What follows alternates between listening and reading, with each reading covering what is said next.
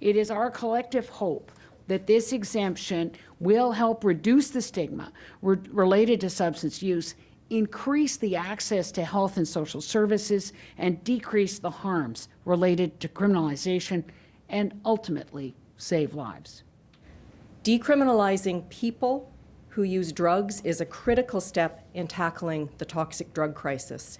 It will not be perfect, and it's not going to change the crises that we're dealing with overnight. But it is a philosophical and an important step that helps us take that next work together. In BC alone, there were over 2,200 suspected overdose deaths in 2021 and over 9,400 overdose deaths since 2016, the leading cause of unnatural deaths in the province. Carolyn Bennett is the Minister of Mental Health and Addictions. Minister Bennett, thank you so much for speaking with us. I'd like to start by asking you, what are you going to be looking for to determine whether this pilot project is working? So as the last 6 months have been working with the province of British Columbia to identify the indicators to make sure that both public health and public safety numbers are telling us that this remains in the public interest. So this is, I think, fantastic because British Columbia has the ability to produce those data sets and is already doing the kind of law enforcement training. We want that this is about decriminalizing people, and we want to make sure that people using drugs, that the stigma is reduced so that they feel more comfortable accessing health and social services and treatment. I recognize that this is one step in a larger and a much bigger puzzle that needs to be solved here. But are you not setting forward targets to see whether this is working? Are you looking for certain deaths to go down? What specifically are you looking for to measure whether this is working? So the interactions with the police has been certainly something that the people using drugs and those with lived and living experiences have really said is a deterrent to them being able to seek help. But whether it's paramedic calls, whether it's visits to the emergency department, whether it's petty crime, there are indicators that the BC Centre for Substance Use and Health Canada have been working on.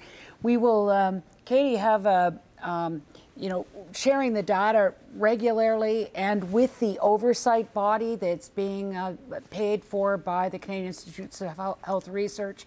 But then there'll be a quarterly dashboard where the raw data will be available to Canadians and to other jurisdictions contemplating such an application, and that we will be able to see the trend lines to see whether the public health, public safety indicators are in the public interest.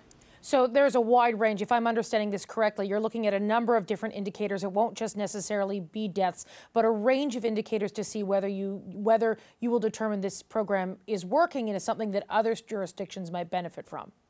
Absolutely, because deaths is one that is something that's we want to be able to determine long before a person has died that there are things that we need to be monitoring, and we know that because of the toxic drug supply, that for people to access regulated supply of drugs rather than going to the street for their drugs is also going to be very important in terms of preventing deaths. As you know, we've lost 30,000 people to opioid drug toxicity since 2016, but 42,000 overdoses have been reversed in the safe consumption sites without one death on those sites. So we know that those sites are also really important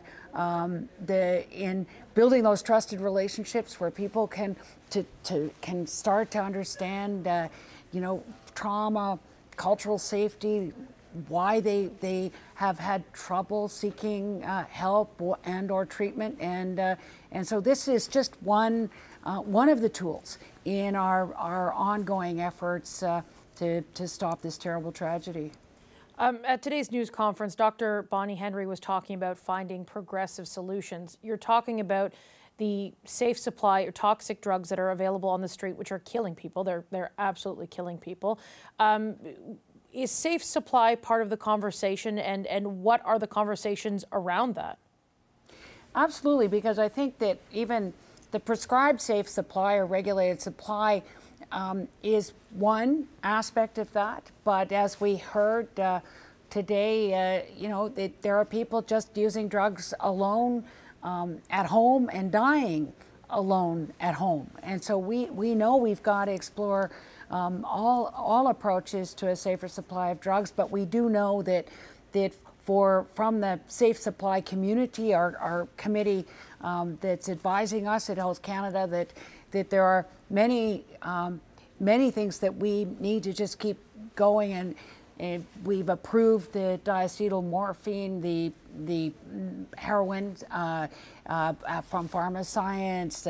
Dr. Perry Kendall here and Fair Price Farm is working on a non-injectable version of the diacetyl morphine, because we're seeing less and less people injecting and more people inhaling and smoking. We need to be able to support those people, and but also Dr. Christy Sutherland's approach in the downtown east side on powdered fentanyl, and working with people using drugs to be able to work with them so that they don't have to go to the street for their drugs, and the families who are supporting this initiative. So we will do whatever we can to stop this tragedy, and today's announcement on decriminalization is one of those.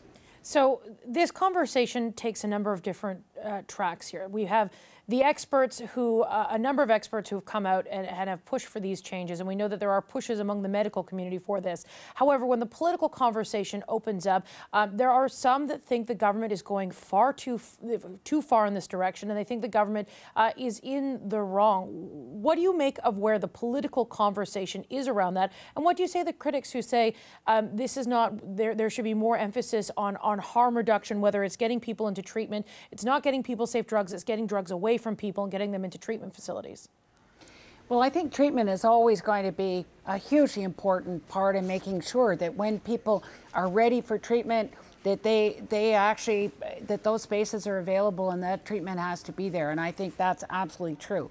But on the decriminalization piece and on the harm reduction piece, that we have the Deputy Chief of Police here in Vancouver, we have all the BC Chiefs of Police, the Chiefs of Police across Canada, all wanting decriminalization, and working for all the other aspects of harm reduction. So I think that there is evidence showing that this works, and and internationally, the 4 aspects to drug policy, meaning prevention, harm reduction, treatment, and law enforcement, all 4 of those have to be part of any comprehensive drug strategy, and today is a good day for Canada. What do you want to see included in the agreement between the federal government and the provinces when it comes to funding or assistance related to mental health and drug addiction?